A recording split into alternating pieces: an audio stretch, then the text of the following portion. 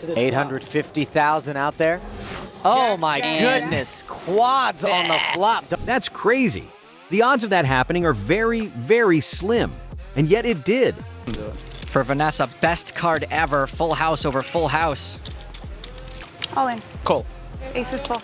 Wow, very nice. That's the best. When even the infamous Tony G is amazed, you know it's a good hand. These are just some of the most crazy poker hands ever aired on television, so don't blink if you don't want to miss it.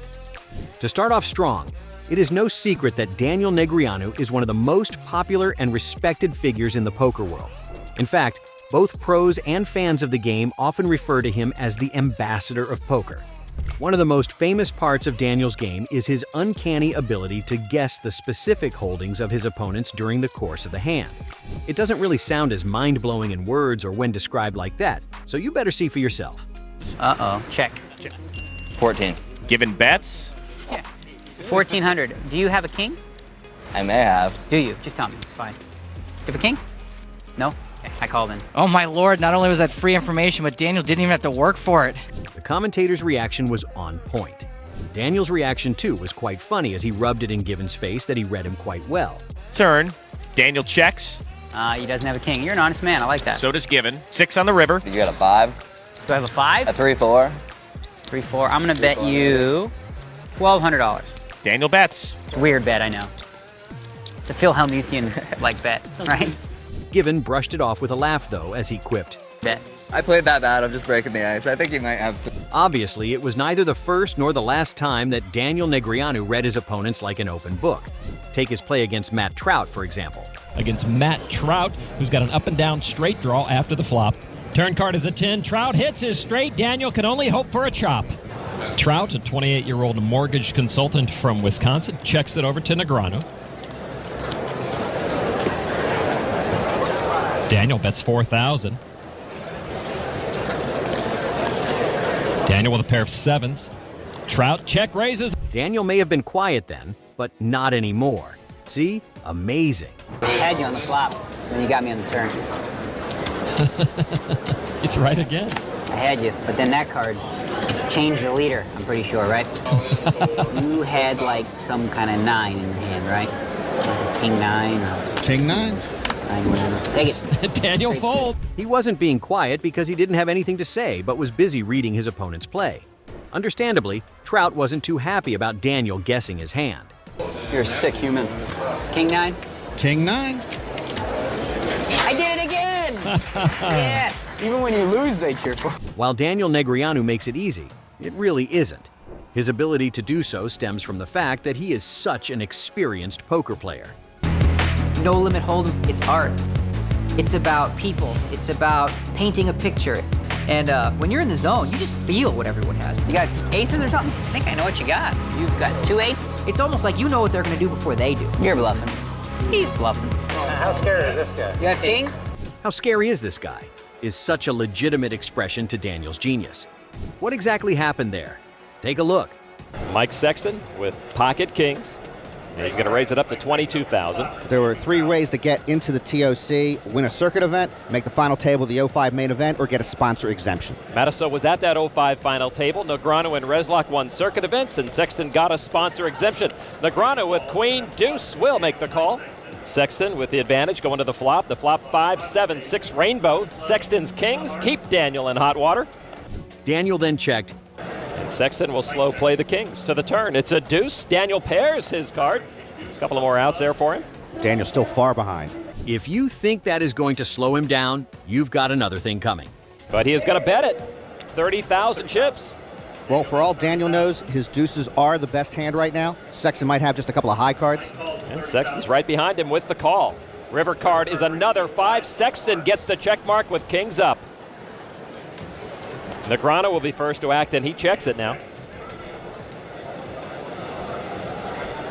Mike Sexton with kings and 5s bets 50,000.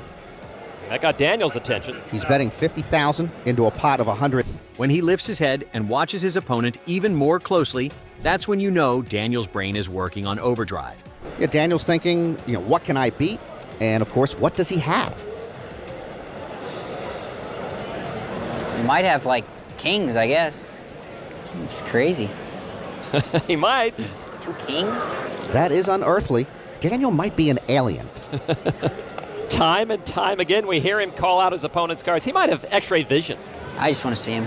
Oh, he was going to pay for the information and make the call. With that, Sexton basically just gave away his hand. How scary is this guy? You have kings? How scary is this, really? Yeah, I thought that's the only hand you could have was 2 kings. At least I called it right. What is that is dabbing it there now? Even the other players at the table were in awe of Daniel. I didn't have any clue what you had. How's that? I put him on kings and still paid it off. That was impressive, though. That was. Nice read. Yeah. I had no clue what my If it was a nice read, I would have threw it away.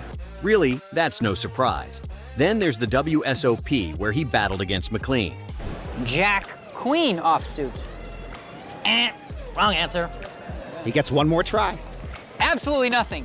You got it! I don't believe you. How much is it? 134.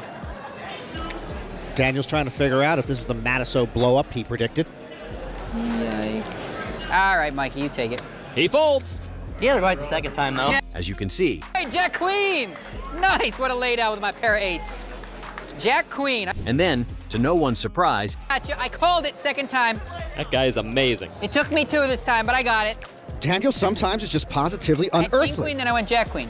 I was a little off. And a lot of money on the line. Sexton's donating half of his TOC winnings to 5 charities.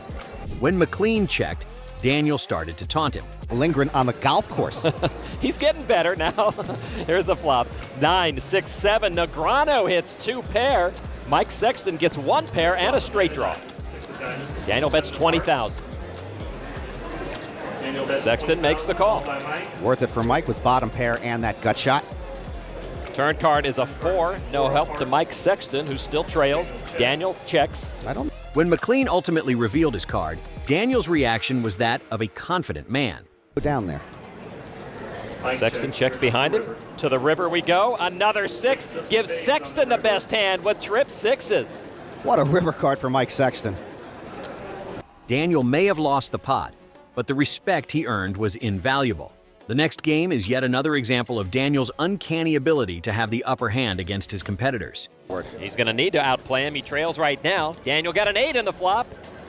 It's your neighborhood again. You don't care. You're going to bet 6,000 anyway, right? 6? All right. 6,000 it is. You just do whatever I say the whole hand? Keep giving me good advice like that, I guess. Daniel called him. We'll go to the turn. Daniel's 8s trailing the aces. No help to Daniel with that 10. All right, I checked you. E didn't, and yet, funnily enough, he never stopped chattering. There's no help to Daniel with that 10. All right, I checked you. Let's check to him. Now I'd like you to call 10,000, please. Call 10,000. Yes. Just call it. Don't raise me. I'd like to see him raise Daniel. Good call. See? He's doing exactly what I want him to do. That's Check or bet the river. Depends if a heart comes or not. Okay. When he did this, it didn't come as a surprise. Why do I think you still have like 2 kings or something? I'm not even playing liar's poker with Daniel for dollar bills. I think you got like 2 kings and I'm gonna lose, so I check. Very good read. What's that? That's a good read. Close. He had aces over there. Daniel Negreanu is front and center. And Negreanu with Queen 10 offsuit. I know how badly Daniel wants to win the main event, but And yet, again, he continued his monologue, even when no one was partaking in the quote-unquote conversation.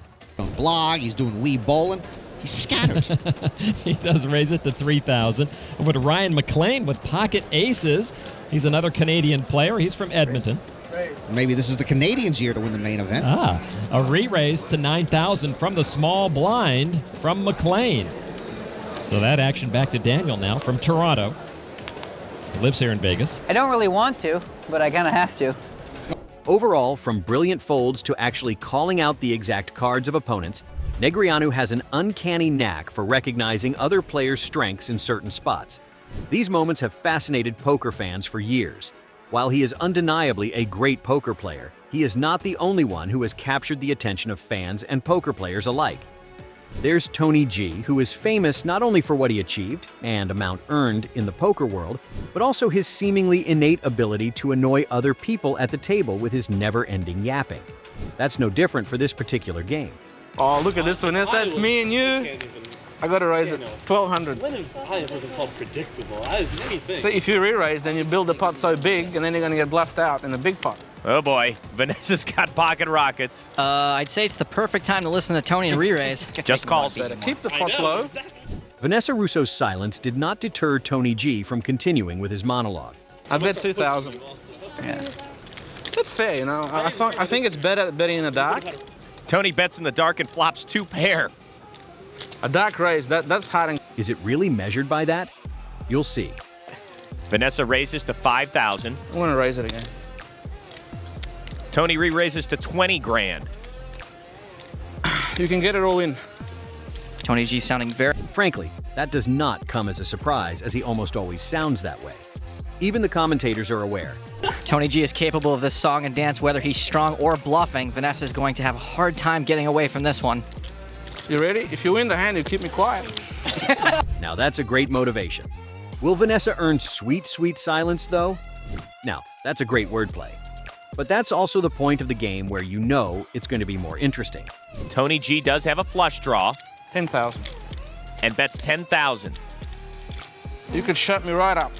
As he once again dangles that reward, Russo couldn't help but respond. How? Well, by being all in and winning the pot. Punch in the face. Can I just push a button? In terms of the game, though, that ace dramatically improves Vanessa's hand, but if she put Tony on spades, he just got there. She just calls. On spade watch. I check. Tony checks in the dark. The river. A sick card, the 5 of hearts. Now you got to show some guts. Can you bet this, or you're going to make a really weak check now on the end? Even with her silence, it's easy to see that Vanessa has a lot on her mind. And her eyes, man, her eyes speaks volume. For Vanessa, best card ever, full house over full house. All in. Call. Ace is full. Wow, very nice. That's the best. Very nice. You got screwed? I got a full house too in the end. Wow. And a flush draw. That's it. That shut me up. Well done, Vanessa. Was it really luck? Better yet, did Tony G actually shut up? You probably already know the answers to those, so let's just move on. Make sure to pay attention, as this next one is pretty amazing. Gomez with aces. Alex and Benny, you're going to go heads up to this 850,000 out there. Oh my goodness, quads on the flop. Don't ever run bad. Strange. Last time Gomez had aces, it was against Kevin Saul, and 3 6s came on board. He won a big pot. This time, 3 of a kind is going to come on board, and he's destined to lose a lot of chips right here. Will it happen as they said it would? If so, how would Spindler play it? 1.3. He is raising, wasting no time. You know, this is an interesting play here from Spindler. He's got 4 of a kind, and, you know, popular wisdom would say you should just call and slow play it. But what he's hoping for here is that his raise looks like a bluff, and that Gomez does have a hand like aces, kings, or something along those lines, and is going to, you know, play for it all. But then Gomes called. Well, he's just going to call. Now, you know, the funny thing about this is Gomez actually thinks he's trapping him. Right, he thinks he's slow playing his hand. He's trying to trap him as he thought and as he did against Kevin Saul earlier in this tournament.